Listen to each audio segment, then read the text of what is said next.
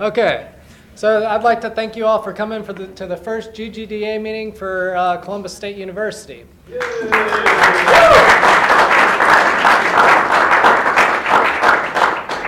We have been asked by Mr. Andrew Greenberg to start this, and we are happy to oblige him. So glad he picked us. So pretty much there's a lot of things that we're expecting out of this. We hope to see a lot more activity in the games department here, as well as a lot more activity in the community, as well as with other game companies that exist within Georgia through Columbus State University. And the first person that we have coming to speak today is Rodrigo Obando Jr.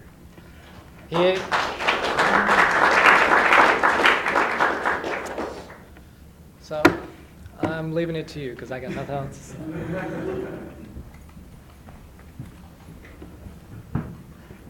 Again, I would like to welcome you guys to the first ever Middle South Chapter Georgia Game Developers Association meeting. My name is Rodrigo Rafael Obando. For you guys that don't know me, I prefer to be called Rod. It's a lot easier to be called that. My official title is I'm your Middle South Chapter President. That is my responsibility. I'll be in charge of running the chapter, and as we get closer to the end of the meeting, we are going to start a campus group, and whoever gets the presidency will be assisting me in this responsibility. So, a bit about myself. Education-wise, graduated from Hardaway High School in 2008. For you guys that are A, not from Columbus, or B, visiting from Atlanta, it's a nice high school right up the road that way. I got my undergrad from here at Columbus State University, May of 2014, in applied computing. Applied computing focuses in web design and mainframe. So the question lies, how does a guy like me with web design and mainframe wind up in the gaming industry? Yeah, that's a great question. I personally don't know. But let's go ahead and give you some of the things that I've been doing in the industry. Started off with a local company called Ring Tuple Inc. I am their webmaster. I designed their website, maintain it, and do all sorts of social media feeds with that. Secondly, as of this past July, I'm a part-time streamer, and streaming is a big part of the game development industry. It spreads games throughout there. My primary game, and a lot of you guys can attest to this, Destiny is one of my main games I stream. I also streamed Rock Band and Star Wars Battlefront. Lately, been doing a little Smite, got to support Hi-Rez and all these other companies, and I swear, if this game gets pushed one more time, I'm not going to be able to stream it in time. Lictum Battle Mage, done by Xavient. Hopefully in April, I'll be streaming that, so you guys can see some of the gameplay of that. So, enough about me. What are we going to do as a chapter? What are some of the things I want to see happen? A, Siege. That's how I found out about the GGDA. CSU has been going since 2009, and Siege has been running since 2006. So this year in October, 10th Siege. Hopefully we can take a nice group out there to the conference for various different things. This slideshow is actually Siege photos from 2009 to last year's Siege. So you're seeing a lot of former students, a lot of familiar faces in that. One thing that I want to see us do, raise your hand if you know about the Global Game Jam. Okay, good amount of people. For you guys that don't know, is a weekend event. You have 48 hours to make a game, and from what I heard, sleep is really optional. So I want to see the chapter go and do this. Not only that, but I want to see my alma mater, Columbus State. I want to see some representation next year over there. That's what I want to see happen. So Columbus is going to be key for the chapter, and we're going to have some other surrounding areas as we expand in this chapter. We're going to have other areas. Columbus State will be a key role. Part of the reasons we're trying to get a campus chapter established, part of here is so we can get funds from SGA, and we can get rooms like this to our disposal. So that's just a few things. I'm always open to ideas. If you guys have something, contact me. I work here at the registrar's office if you need me. That's one way to contact me. So our next speaker is someone that is very familiar with all of us, near and dear to all of us. He started the games programming track here. He's encouraged a lot of us to stay in computer science, even though we were planning to quit. He's been helping a lot of us through that. He's a professor. He's the associate chair at the School of Computer Science. He's many other things, and I'm proud and honored to call him my dad. Dr. Abondo, everybody.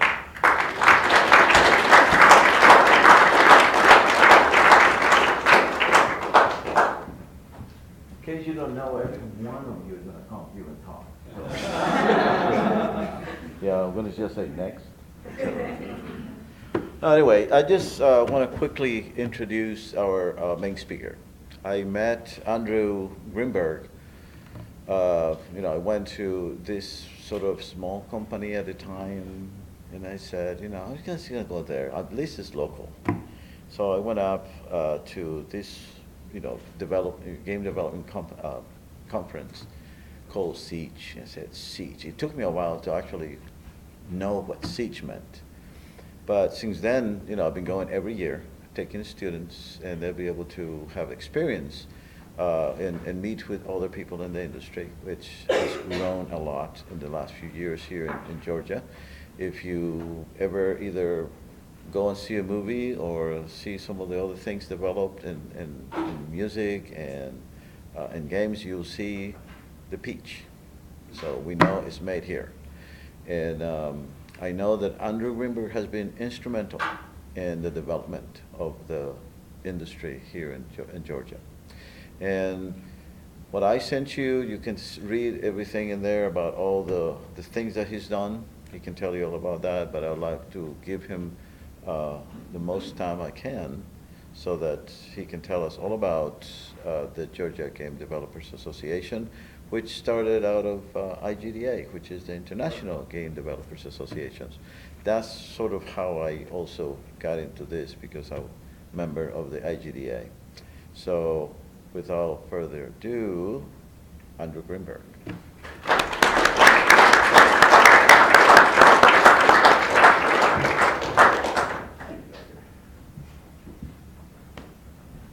We're looking up here. There are all kinds of interesting people flashing by my head. So on behalf of the 400 plus members of the GGDA, thank you very much for having me down here. So who here can actually name a Georgia game development company? First part, I should have just got a shout. Go ahead. Hi-Res. Hi-Res Studios.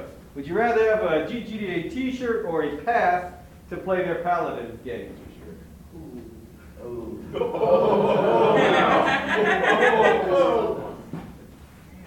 I will take a t-shirt. L or XL? Small. L or XL? Sorry, that's the only size I brought this time. I got a preference? XL? I try to take out eyes at these events in case you haven't realized that. So, the Georgia Game Developers Association started in Georgia, actually before I was involved with it, back in 2005, when we were first getting the entertainment tax credits applied to the game industry. We have them for film, we've seen what's done for the film industry. Well, back in 2005, we were down to about 8 studios. That was actually a growth. We'd had a bit of a boom in Georgia right before the big web crash of 2000s, when everyone put too much money into it. A lot of companies were here then, but then it crashed, and there were only 2 companies left, my own, which is Holistic Design, and a friend's Heuristic Park. Pretty much every other company, video game company went out of business here. But we've seen a great growth, and now we are one of the top 10 states for game development in the country. And there's good chances we'll keep moving up higher and higher. We've got companies like Hi-Res. Someone want to try another name? Back there, behind it, Rodrigo. Yeah. Tripwire. Tripwire. Yeah, I guess you want one of the Tripwire shirts. I'm sorry. You want one of the Tripwire shirts? Can I get the game code? You want the game code. So he wants the Hi-Res stuff. You got the Tripwire stuff. 2. You have 2. 2 codes for him. Exactly. So as I've talked about, I've been in the game industry for a number of years. I actually started back in 1990. Some people think I actually go back further. There's another Andrew Greenberg who did these great games called Wizardry that I love, and I've worked with people who've worked with him. He's out of the industry. I'm still in it. My first game was actually a tabletop role-playing game called Vampire the Masquerade. Worked on a lot of tabletop projects since then as original developer of that game long, long ago, 90 to 95. Went on to form my own company called Holistic Design. We do a lot of different titles. Some of the better known ones were Mall Tycoon. I worked on Star Trek Starfleet Academy, Warhammer 40K Final Liberation, my own Emperor of the Fading Sun series. So I've got credits on a lot of different games. But there's no reason why this kind of work can't be had by a lot of Georgians. We've got the talent base here, we've got the creativity here.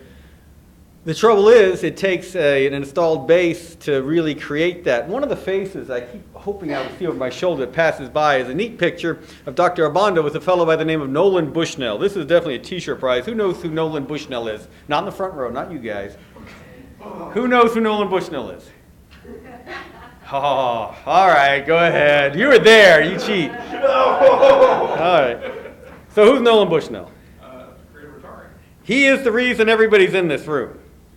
So yeah, the guy who created Pong, created Atari, so forth. You get a t-shirt if you want one. You ready? Sure. See if I can take out someone else's eye. People are ducking everywhere. Don't worry, the pens get thrown next. And then the official GGDA shurikens come out.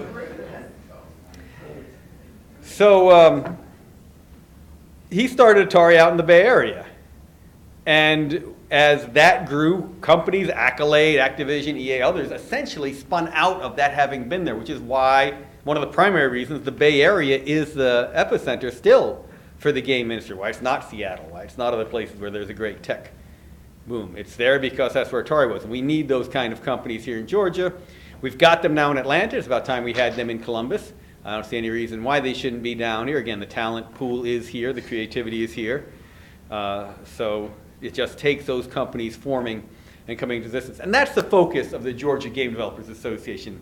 It is a separate group from the IGDA. I'm actually one of the founding members of the group that became the IGDA. It was the Computer Game Developers Association, then became the International Game Developers Association. One of the founders of that back in the mid-90s. We had to break off from that because we wanted to lobby on behalf of the game industry. We really needed to be a separate organization from the IGDA to do it. So now the GGDA, as I said, has over 400 members. There are 80 game studios, over 80 game studios in Georgia now, from where we had about 8 back in 2005. So we've seen phenomenal growth in some of them. High Res is about 200 people. Tripwire is 50, 75. Xaviant's got a bunch of people. Cartoon Network and Adult Swim have great teams in place, and there are certainly a number of others. So the GGDA really functions on behalf of its members to create more opportunities to bring these sort of companies into existence. Some of our studios are single-person organizations. One of them, Puzzles by Joe, their lead is a regular speaker at Siege, is a one-person studio, and he does very well with games called Clutter. He's got a whole series of games called Clutter. Great fun, great successes, one person doing exactly what he does, but getting a lot of support out of the GGDA for the functions he's doing. The same is true for the high-res studios, the tripwires, and the rest.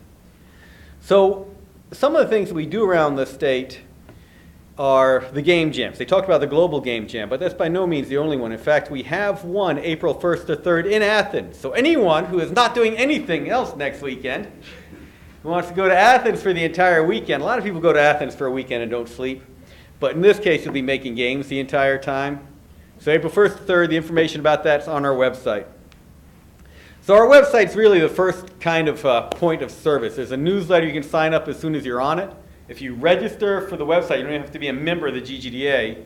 You can put your information into our members database, and people who are members of the GGDA can then search it for folks they need with the skill set, art skills, programming skills, audio skills, and the like that they need.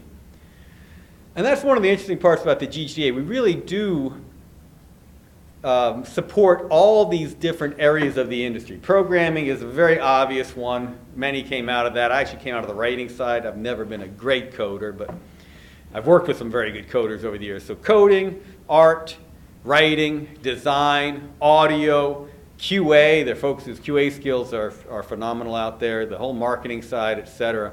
We support all of these different aspects. Not only are there programmers and designers and artists and so on, there are lawyers, accountants, bookkeepers, all these different things, marketing people within the GGDA who really enjoy working on games. So if anyone who wants to be in the industry, even if their skills aren't coding, whatever, there's a place for them within the GGDA, and especially within the chapter here. One of the things that we find in Atlanta is that we really could have multiple chapters within Atlanta. We have to move our meetings all around the city because we hold on the east side of town, only people on the east side of town come. Same for the north, same for downtown, etc. So we move our meetings around. Having a group in Columbus can draw folks not only here from CSU, but I know Albany Tech is very interested. Fort Valley has a strong interest in being involved. So we expect to see more and more groups as far away as Valdosta, Wiregrass Tech, and others have expressed interest in this. So we do expect to see more and more involvement, more and more creativity, more and more skills, more and more talent, which means more and more events for you. Is July official? Should I mention that? We were going to announce it later. I don't know anything. So these sorts of events, the Siege Conference and the Game Jams, those are two of the big ones. We've done Game Jams with tens of thousands of dollars in prize money. We've done them with the CDC. We don't just do games for entertainment. We also do games for health, games for education, games for training. The CDC has put on 2 Game Jams for us, and I think that's been a combined prize pool of around $15,000 to $20,000 to the winners of those. So we've had a lot of folks leave those Game Jams pretty happy. One of the other things that we do, and I think that Columbus actually took part in this last month, is we do monthly meetings in Atlanta that we stream out. And we have viewing groups in various places. So last month we had High Res Studios present on all their different issues on how to handle art. And did you have a viewing group in Columbus for that? No, not much? All right, we stream these meetings out. The next one's the game audio one.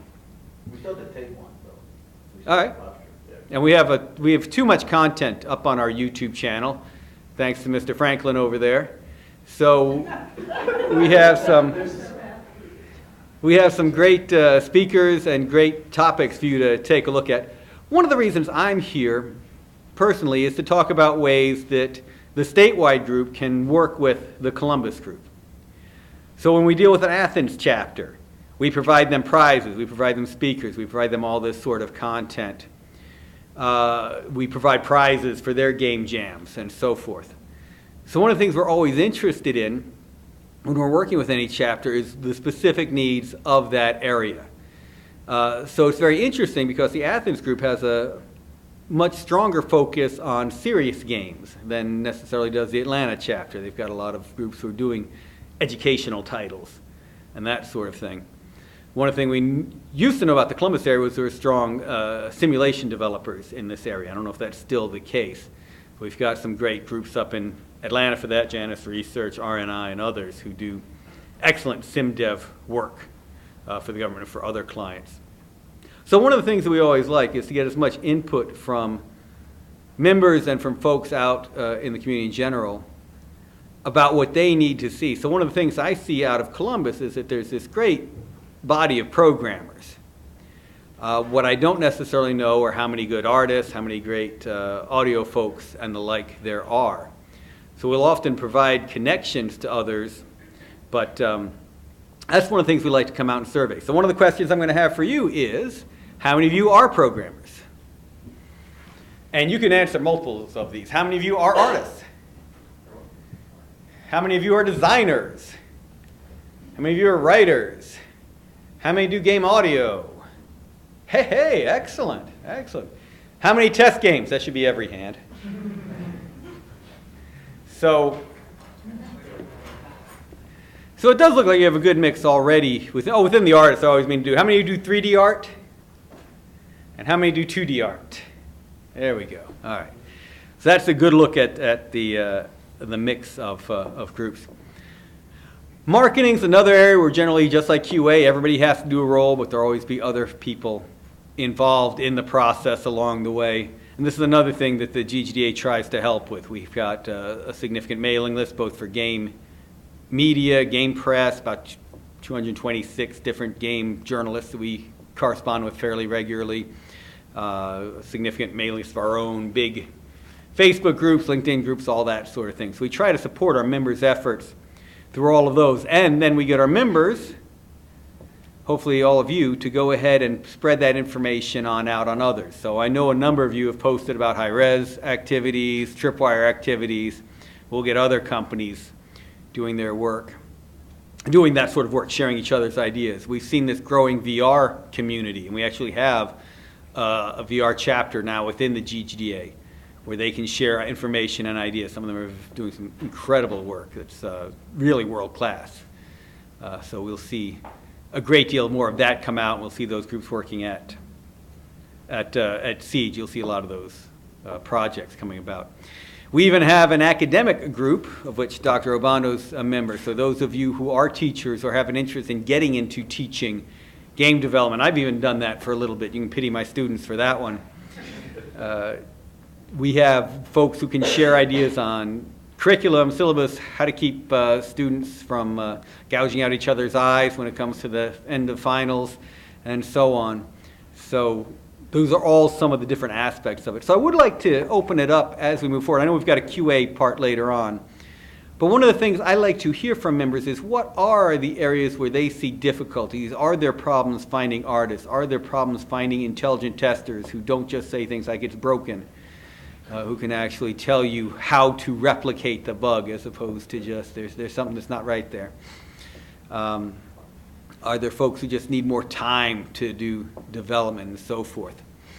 If anyone has any comments or issues that they've dealt with, we're always glad to hear those. Feel free to raise your hands on through the presentation, and we'll jump on those. And obviously there are always t-shirts and other giveaways for the first people who have such comments and questions. So one of the big things we do is we focus on experience. In the end, as good as schools like CSU are for teaching game development, nothing matters like actually making games. So who's actually made an interactive game, video game, computer game, something like that? All right, handful. How many people have ideas for games they want to make? Yeah, that's usually the entire room. That's a safe bet.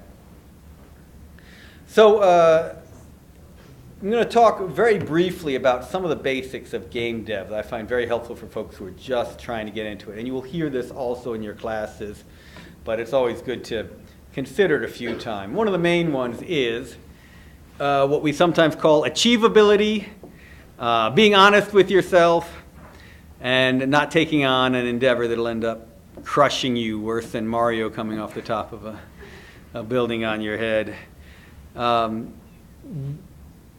When we do the game jams, an excellent example we talk about is we tell you you've got 48 hours in which to make a game. And then we tell you, but focus on making a game that you could do in 5 hours. Because frankly, it's going to be larger than you think, and you're going to need to test it, and you're going to need to do more work on it. And doing a game that actually takes you 48 hours is a recipe for you not getting anything done.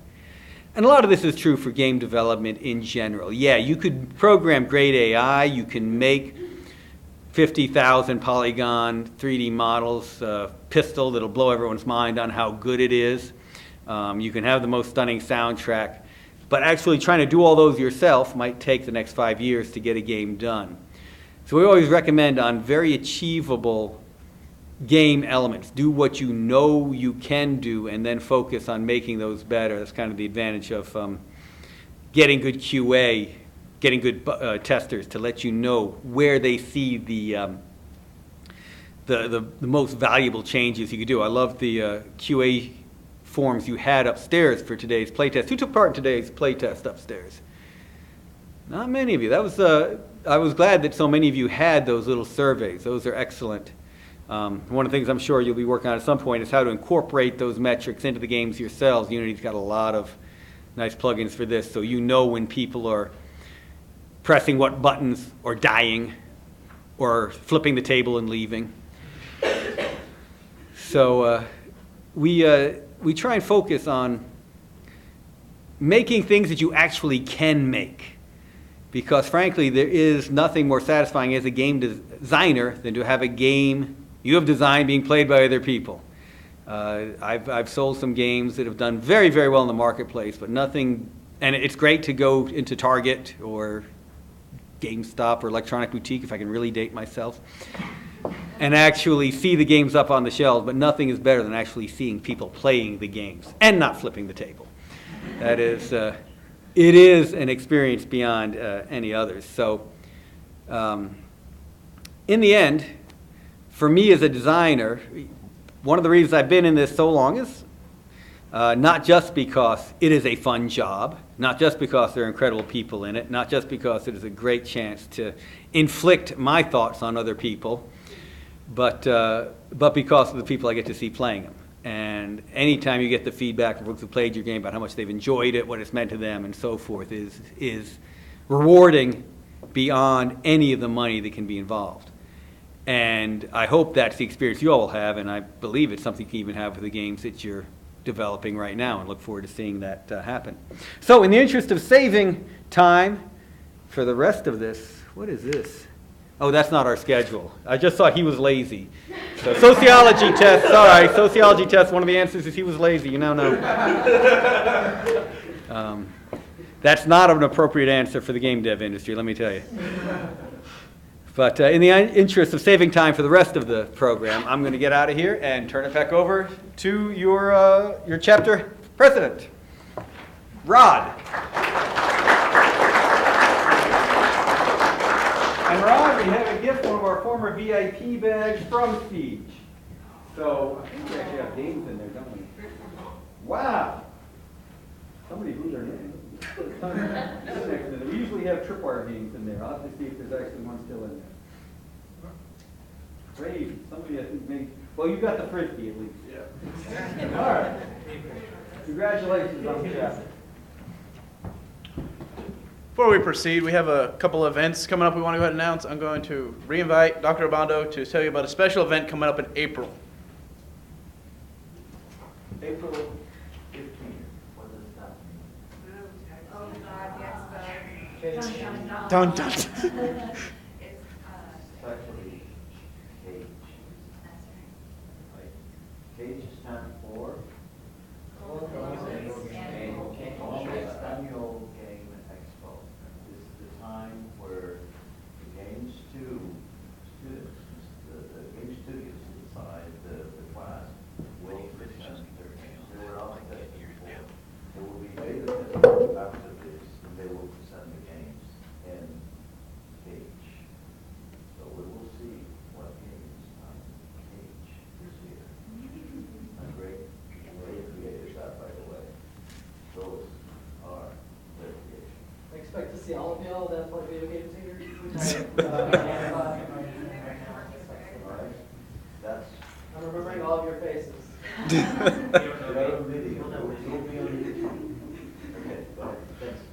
Just to reemphasize, April 15th, Cage. All the Games 2 programming students will be there presenting their games in the Davidson Center. Come on out. I'll be there. Hopefully we can see Andrew again on that day. So the big announcement, this is something I had an idea for since before I was your chapter president. It was when we started talking about different things we can do as a chapter. Well, July 16th, it's a Saturday, all day. We're having a gaming conference. We're talking about having students come and give talks on their experiences with Unity and various different game engines. Probably throw in a streaming talk for you guys to get involved with that. So one thing I want to touch on quickly is streaming. You heard me talking about it. Raise your hand if you've seen anyone stream a game before. That should be like everybody. Raise your hand if you are one. Okay, we got three. So big thing to do. It's part of the industry. We actually had at Siege this past year. We had a talk about it, and hopefully else we see that again at Siege. And that is one way to definitely get your game out there. So for the game students, I'm going to recommend, if you guys want to, as I said, we have 3 streamers here. We can, if you guys are willing, we can stream the game for you on Twitch. So moving on a little bit, we're going to move on to getting your officers elected for the CSU chapter. Do have ballots here, and we got pens, so this is great. Going to ask for Daniel to go ahead and pass these out. So I'm going to Okay. Which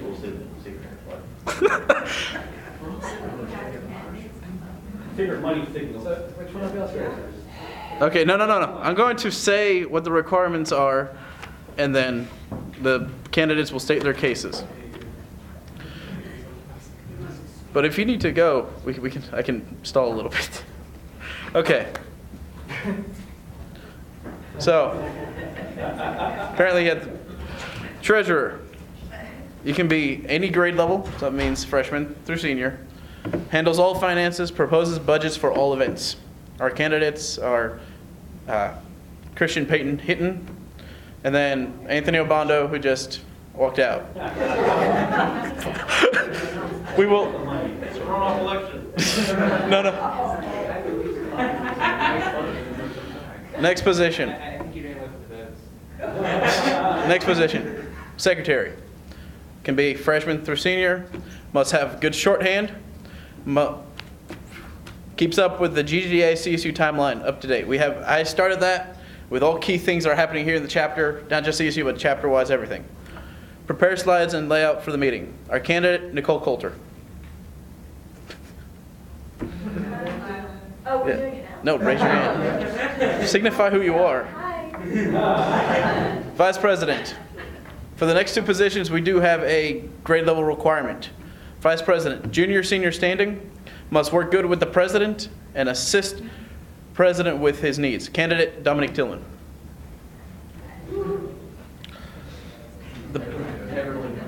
President, junior, senior standing, work with the advisor of the group, dash chapter president.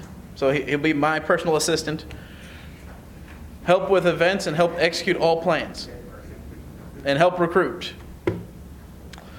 Candidate, Daniel Rockwell. I trust that y'all know me at this point. So, I don't know. who's this random guy? So, I'm going to go ahead and call our two treasurer candidates up to come talk about themselves for a few seconds. And we'll start with Peyton. You'll come up when he's done. Hello everyone, my name is Christian Peyton Hinton.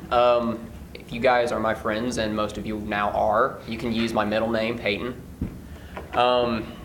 Reasons I think I should be treasurer. I'm a junior in college. I've been here before. I'm the vice president for the board games club. I've been to the SGA meetings. I know how they handle asking for budget, divvying it out, and the voting system they use. I handle the finances for my own work in the Harris County Community Center, which is in Harris County. I've moved out of my parents' houses, so I have to do my own budget for myself every month from my own jobs. I have to pay my own rent, gas, food, everything I need to do. My Harris County job also has given me the opportunity to become experienced in planning parties. So in addition to informing people of the prices and helping them out, I also help them plan them. That's about it for me. I don't do well.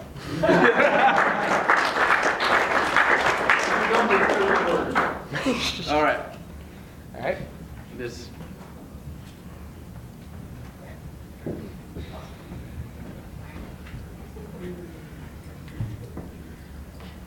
To those of you who don't know me, I am Anthony Sean Obando. I am the son of Dr. Obando and the younger brother to Rod Obando up here. Reasons why I should be treasurer. I was told I had to come up with something by Friday, but I kind of delayed with a bit of other things. But why should I be treasurer? Well, I'm a senior in high school and I have been accepted into CSU, so don't worry about that. I am a CSU student technically. I am current ROTC at Columbus High School, and I am battalion S4, so that means I run an entire concession stand after school, and I handle the ROTC budget, and which means I'm dealing with large sums of money each month, planning out what we need to buy, what is needed for everything. I also I have most things that would be for a high school student job and whatnot, but I was also taught how to use a budget, or work one, by my parents, Dr. Bond over there, and mainly his wife, my mother, who is the daughter of an accountant. Sorry, I'm okay with groups, but not too alright. And really, just mainly the whole battalion S4 high up position, working large sums of money, is my main critique with that. And my own personal budget with finances, making sums of money a month with my job. And I think that's really it for me. Not much to me, I guess.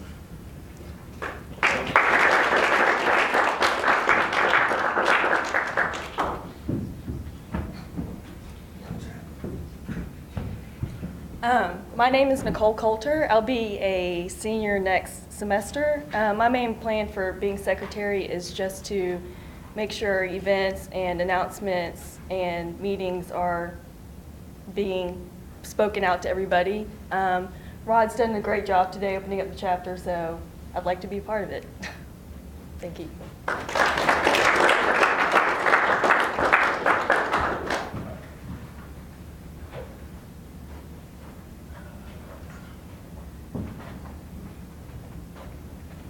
Alrighty then. All right, so who are you guys? All right, I don't know any of you. My name is Dominique Tillman, as we've seen earlier. My picture is probably about to roll back around over here. Basically, I was very interested when Rod had brought up the idea of a GGDA chapter down here, and I wanted to be at the front of it, or almost at the front of it anyway, as vice president. And I had a blast at Siege. Like, it was really fun. So anything having to do with this in general, I wanted to definitely be part of.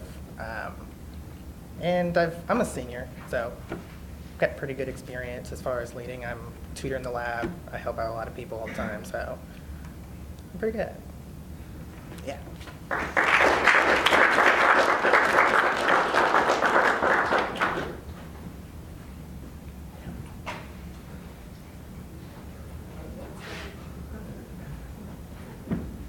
should have broken it and walked the other way. I broke the little train that we had going. As you all have already learned, I'm Daniel, and I am one of the tutors here at CSU. I'm on the games track, and I will be a senior this coming fall. For one, I wanted to be a big part of this because Siege was a ton of fun, and making video games has always been on my mind since I was back in 6th grade. That was back when I decided, hey, I want to make video games. I've got this idea that I'd like to make, and I've been building on it ever since. So it's been a big part of my life, and to be a part of something like this, it means the world to me. So, and as for that part, that's pretty much it. If y'all ever need any help on anything or ever have any questions about anything on the games track, I'm willing to help. If you need a student's opinion, feel free to come and talk to me. I've always got a smile on my face, and I'm willing to talk.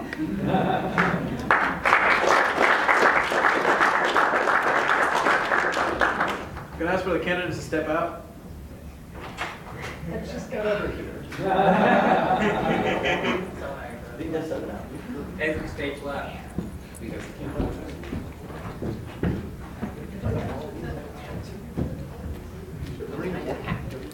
This is what they do for all the organizations. And that's Nolan Bushnell over there on the left. You can't vote for him, but.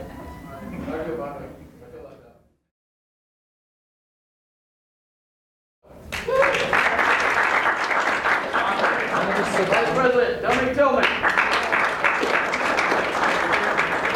Secretary Nicole Coulter. Treasurer is Peyton Hinton.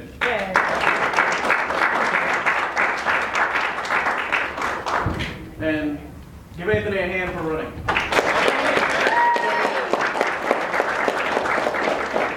So congratulations, guys. You're the founding officers of the CSU group. Looking forward to working with every single one of you. We got a great group of leaders here. Right now, I'm going to Andrew come up, and I'm going to be here. We're going to take a photo of all of us.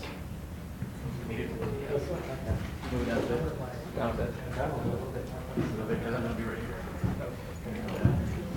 Are you going in the middle or the end? He's going in the end. All right. Of all of us, but officers. Who am I smiling at? Everywhere.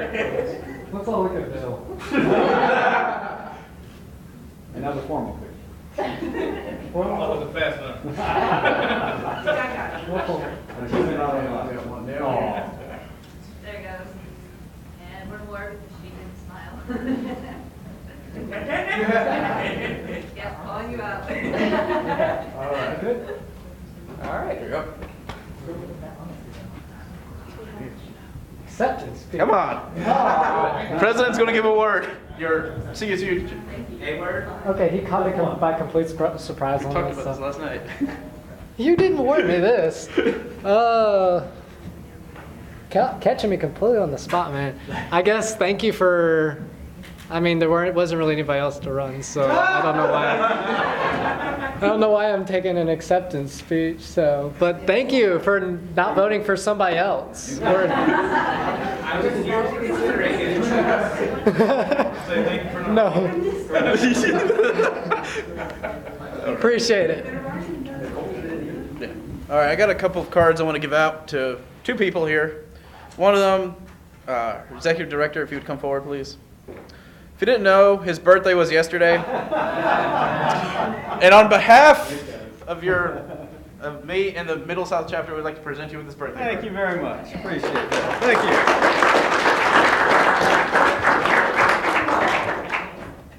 you. And this next card goes out to someone that really helped me out planning this meeting. Known him for 2 years. He helped me through Calculus 1.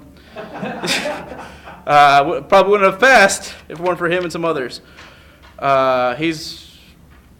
Didn't know that a year later that we would acquaint again and things would escalate from there. He's been by my side since I had the idea for this. Daniel Rockwell, please come forward.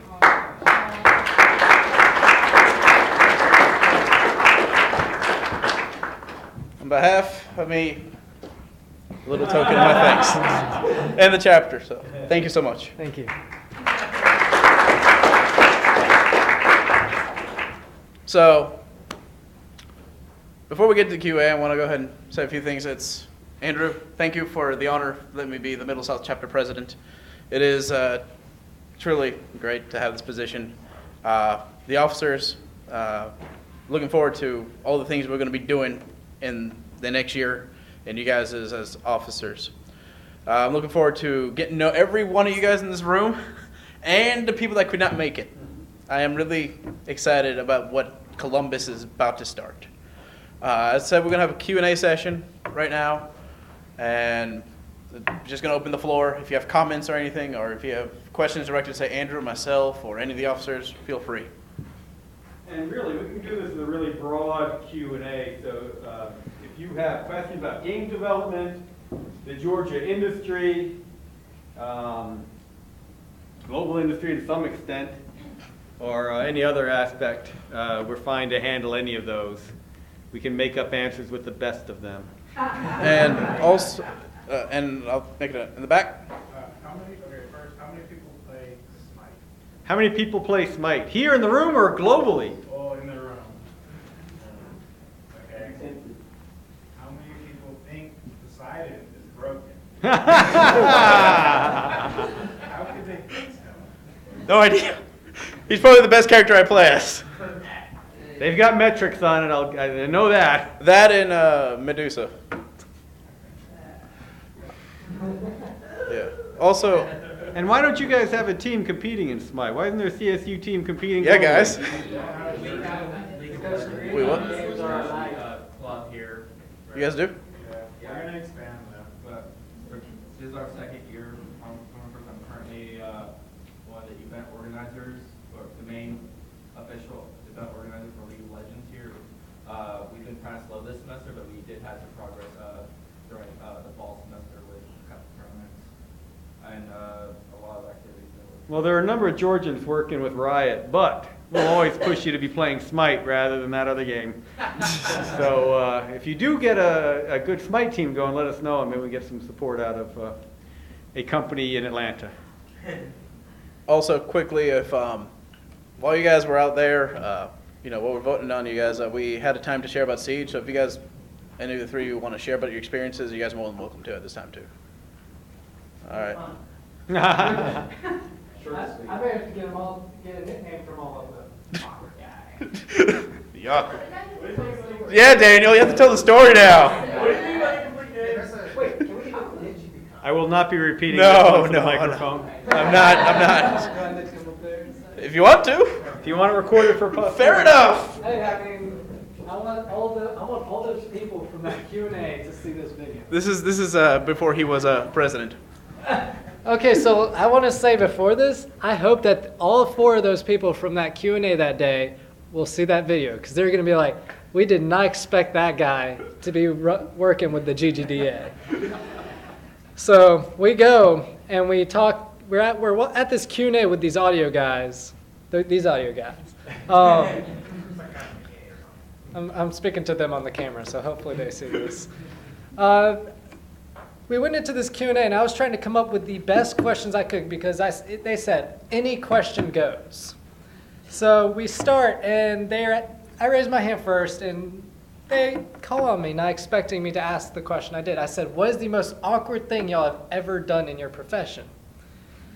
The first response to it was Jesse. He said, we as a studio had to come up with this sound for fighting audio.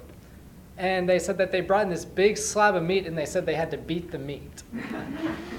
Just to be clear, Jesse James Allen was the lead audio guy for EA Tiburon on all of Madden and Need for Speed and those games.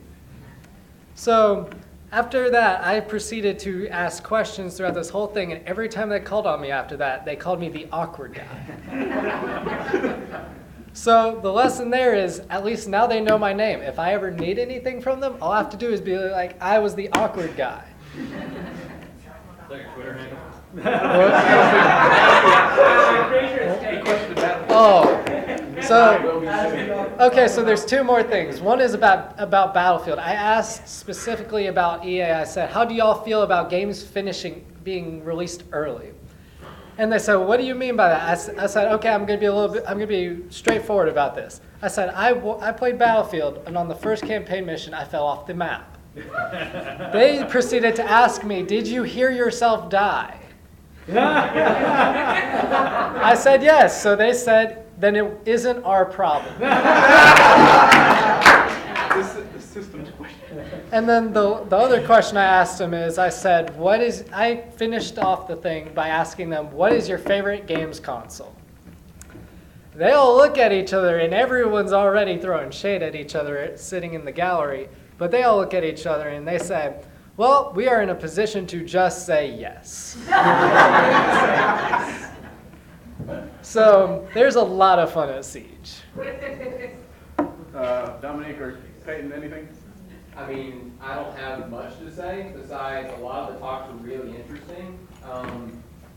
People who produce games, what was it, Ori and the Blind Forest? Mm-hmm. They came to the last Siege and they discussed in pretty good detail about their game, shows the art, explained us that the whole thing is actually just one large map. So it's just one scene through. There's also really interesting Q&As, like, for example, the virtual reality talk we went to. Yeah, that's a virtual reality talk. I think we actually met, if anyone knows, Mr. Warren Spector. He created Deus Ex and Thief. We know it's just Steve. He created Deus Ex and Epic Mickey, the first episode of it. So it's like we kind of got his perspective, and he's pretty hilarious, actually. And he's over there at the University of Texas, I think. He's starting a new studio. He's actually leaving UT Austin. Oh, yes. Yeah. Since they passed campus here. So he's moving on to Spectacular one. Their events every night, and we recently did the last one was in Marriott, right? It'll be in Marriott again. It'll Same be in area. Marriott, and they do a lot of night events there, which are where you can mingle with people from other game studios, other colleges, talk with them. They even did was it a Battle and Dine where we had a dinner there, and on the stage they did a Halo 2 tournament right in front of us. Yes, there is an open bar. 21. Okay, then not check. I am 21 now. Yay! But he was in Dead Sick. Yeah. Yes, he was too depressed. It's kind of like you get to do like you meet in the hallway and you. Sweet parties. Yeah, the sweet parties. Did you Oh. just say that? These are all done on the top. Yeah. That was fun. whole thing is You know, if you watch this screen, you will see me playing the Wii U at some point. That was during that whole. yeah. You'll still see me because my face buried in that. Yeah, and it actually just popped up. Oh, I just missed it. Better picture of Nolan just flashed by. Yes.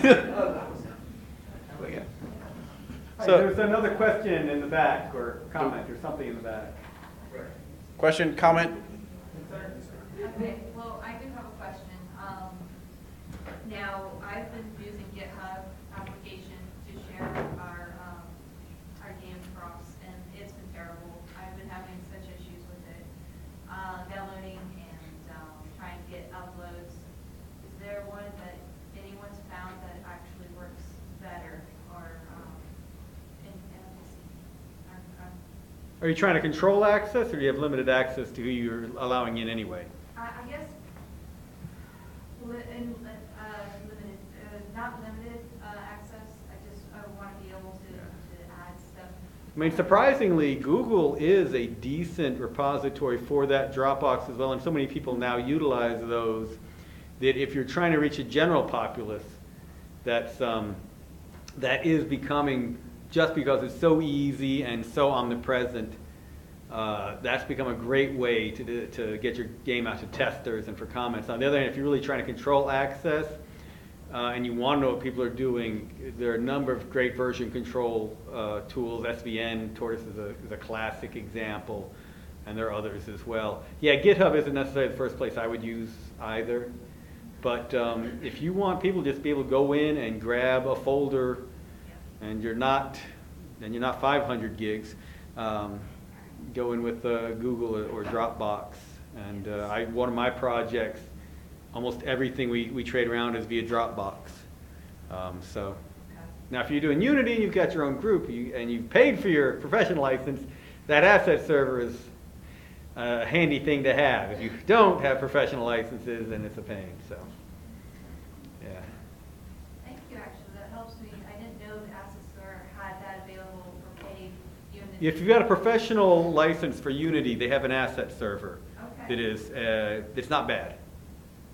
There are better ones, but it goes really well with what you have. But the team needs to have professional licenses. Okay. Do we got any more stuff to give away or anything? What else do we have to give away? I think we gave away most of it. Well, we're going to give away a chapter president. Who wants a chapter president? No, I believe we gave away all the good stuff. Oh, I'm sorry. We got bags, but I think Does the chapter president do homework? no, not his own. So, you had a question, Casey? Yeah, my question was, when does everything start? When are the meetings going to start happening? We're going to talk about that this afternoon. The officers and I, we're going to start hashing out some details and everything. So we'll. Is this generally like next semester? Yeah, the first thing we got planned officially is a conference. We're probably going to do a meeting in April for you guys to announce a few things. We're actually going to take May off because all of them are going to be in Japan. So we're going to have that month off. June, we'll have some, but the biggest thing is in July. So the question about how to start an indie game company. There are a lot of different ways. The classic way that I started is not really applicable anymore. We used to be able to get publishers to give us a bunch of money to make a game, and then we get royalties afterwards. That model is pretty much gone. At Siege, we have an entire business track that really focuses on the indie side. We also have an investment conference at the first morning of Siege, so people actually come out and pitch their companies to investors. The indie studios these days generally start by a small group of people who are very interested in getting their game out for whatever reason, portfolio piece. They love what they're doing. They think people are really going to enjoy it. Maybe they want to make money too. And spending the time that they can spend, often funded by outside jobs, to get it available on something like early access on Steam or some of the other early places, so they can start getting really good feedback from people and decide about making money on it. There are a lot of mobile games out there right now, and obviously not all of them can be an Angry Birds or the like, but enough people have some success with a first title that they can go on to making other ones. I like what Puzzles by Joe did with their Clutter series. He wanted to do this game Clutter. He did it successfully, put it up on, not on Steam, but on some of the web portals for people who download PC games. Got enough success out of that to fund his next game, Clutter 2, expanded, did a good job on that, and now he's doing pretty successfully with this entire Clutter series. I forget what number he's up to, maybe 6 or something like that. One of the big issues for an indie game studio, and it's a really surprisingly tough one, is to not just focus on the game you're working on, but you're focusing on building a studio.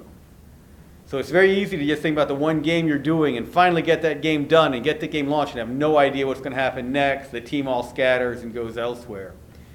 If you want an indie game studio that will last from project to project, we strongly recommend you come up with a plan for that studio, not just for the game. Get that first game done. Get that game out there in a way that you're proud of it. Doesn't necessarily need to make $1 million, but it needs to be something that will make your reputation, start building a fan base that'll continue supporting the rest of your work. When we started White Wolf, I was the first employee at White Wolf, where we did Vampire the Masquerade, we actually did this. We had a 5-game plan. We're going to do Vampire 1 year, do Werewolf the next year, Mage the 3rd year, Changeling the 4th, Wraith the 5th, and we had that planned out.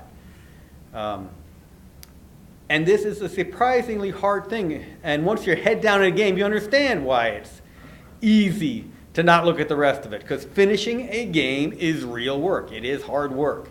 Getting that done. We make the joke the first 90% is the easy part. And if you've done the first 90%, that's a pain. But that last 10% of actually launching can be really breaking. That's why we talk about crunch time in the game industry right there at the end. There's so many variables that start coming into play. But if you keep that plan for the studio and not just for the game, it makes a big difference. Does that help? Yeah. You. Sure, I'm making sure nobody else needed that. All right, for the crunch, you said it's 90% of that crunch is the how long is it typically? Like a month of crunch? A week of crunch? How long is that crunch usually? So the questions about crunch, which is has gotten a really bad name in the game industry, and for good reason. The idea of crunch is instead of working a 40-hour week, you're working 60, 80 hours a week trying to get a game done. And sadly, there have been companies where this did not just become the getting a game done part, it became a constant. And it wasn't like you ever saw the end in sight. You were just going to be doing 60 to 80 hours and nothing else for the foreseeable future. There are some folks in the industry who very rightly frown on any level of crunch. If you plan well, it should be a 40-hour job down to the end. And I appreciate that point of view. I, as a developer and as a studio owner, I appreciate that crunch at the end because there's so many things that you could have put in and you're seeing them. You don't want to put anything that's going to break your game, but you're seeing these tweaks that if you just went a little bit above and beyond what you planned to do, you could make your game that much better. So I am not averse to doing some level of crunch in the last few weeks of a project. One thing that I've seen some studios implement effectively is there is periodic crunch. So it's not just at the end of the game, and really not that much at the end. It's at maybe at the end of each month where they're going to a certain milestone they're trying to do. One thing we're seeing a lot of in smaller studios that have to do a lot of releases to support their game is crunch right before each release comes out, which means each week they're spending 2 days nonstop at the office because they're trying to do weekly or bi-weekly releases. And I don't think that's a particularly sustainable way to do it. And sustainability in the end is what you're looking for. You want a level of work that you can do that is satisfying to you but isn't going to drive you out of a thing that you care about. So if you are good with handling a week of 60-hour work week, 60-hour a week works once a month a year, 2 weeks a year, something like that, that's fine. It is not sustainable over the long term. It'll drive you out of things you care about. So I actually, early on when you're doing crunch, part of the reason it is in the industry is that being that focused on a project is a lot of fun. getting that much accomplished, it can be a very satisfying experience. It is a game in itself. You see yourself leveling up, you see the game improving as you're doing it. Doing that constantly is never a good idea. So you've done exams. Everybody here has had exams at some point, and you had a semester where you had particularly difficult classes. So that last week, all you did was study, take tests, and go to sleep. That's crunch. You survived it. Some people find that satisfying. You would not want to do that all semester. So that is an approximation of it. If crunch is satisfying and you're getting good work done, then it's worth doing for that allotted time. Try not to go beyond it. Make sure you have a light at the end of the tunnel where you know it's over, and recuperate afterwards.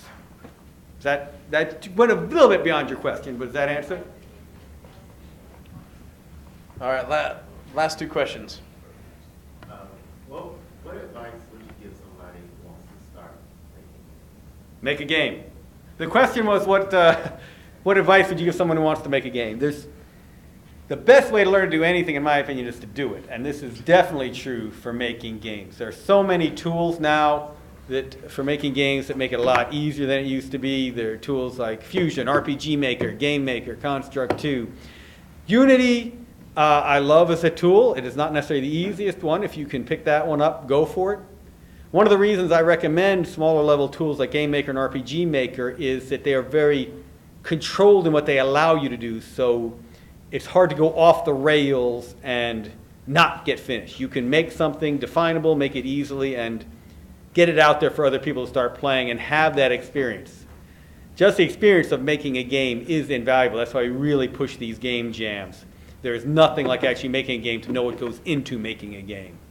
So just doing it, even as a board game or something with a Game Maker or something like that, is a great experience for making future games. Answer you? Hi. Well, I was just curious. The thing is that Georgia's got a bunch of things for game businesses, but as far as like the indie developers, is there anything that Georgia actually will help out with that? Being somebody who's more computer science person as opposed to a business person, where do I go to actually get help or stuff like that? Yeah, one of the issues that Georgia has long had, especially for games and technology, this used to be an issue in general, was finding investors, advice, and so on. So the Georgia Game Developers Association is easily your best resource for support and the rest. But there are groups like TAG, the Technology Association of Georgia. If you're looking for investors, there are groups like ATA, the Atlanta Technology Angels, and the like. ATDC has worked with some game groups in the past. But part of the reason we formed the investment conference at Siege was to educate not only the studios who are pitching, but the investors as to what goes on. Both groups need to learn a lot about each other to make it a successful venture. In fact, we've had some groups who've been funded coming out of the investment conference, so it's definitely helped to build the industry up. So the resources are relatively limited. There's a SIGGRAPH chapter forming in Atlanta now for game artists. So there are more resources coming, but still it's GGDA and definitely Siege. That's where everyone involved in games comes together. So thank you all very much. Well, thank you all for coming out. It's been a great turnout. First off, we wouldn't have this room with, I know he had to leave, Ron Glenn. He gave us this room to use. So if you guys see him, thank him. Everyone that went behind this to help me plan it, they're actually pretty much up here. We all have planned this event for you guys. Looking forward to what else we can do and everything. Thank you so much for coming. Looking forward to everything.